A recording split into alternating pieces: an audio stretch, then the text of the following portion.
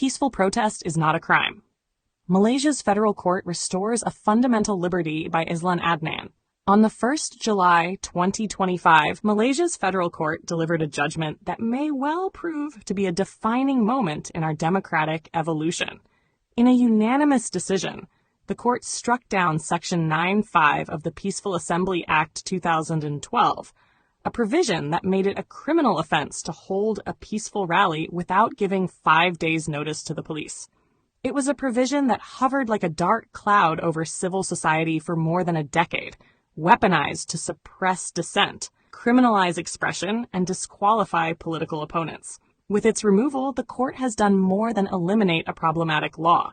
It has reaffirmed that in Malaysia, the right to peaceful assembly is a right, not a privilege, and certainly not a crime. The right restored. This case arose from a charge against Amir Hariri Abd Hadi, former Secretary General of the Malaysian United Democratic Alliance, MUD. In August 2022, he organized a protest over the Littoral Combat Ship, LCS procurement scandal. The gathering was peaceful, yet because he had not submitted notice 5 days in advance, he was charged under Section 9(5). Rather than capitulate, Amir challenged the constitutionality of the law itself, and in doing so became a catalyst for change. The federal court panel, led by Chief Justice Tun Tengku Maimun Tuan Mat and comprising Tan Sri Abang Iskandar Abang Hashim, Datuk Nalini Pathmanathan, Datuk Rodzaria Bujang, and Datuk Mohd Nazlan Mohd Ghazali, unanimously found the provision to be unconstitutional. They ruled that criminalizing a procedural failure, especially when the protest remained peaceful, was disproportionate and incompatible with the freedoms guaranteed under Article 10(1)(b) of the Federal Constitution. Why it matters. This ruling does not eliminate the need to notify the police about a rally.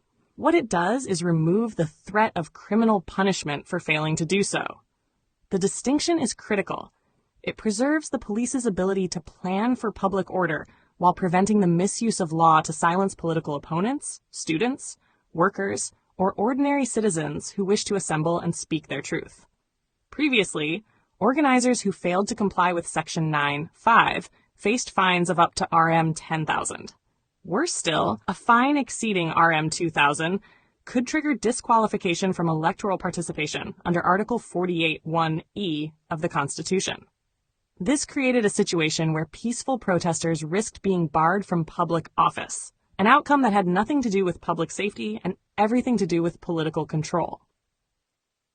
Resolving years of legal ambiguity.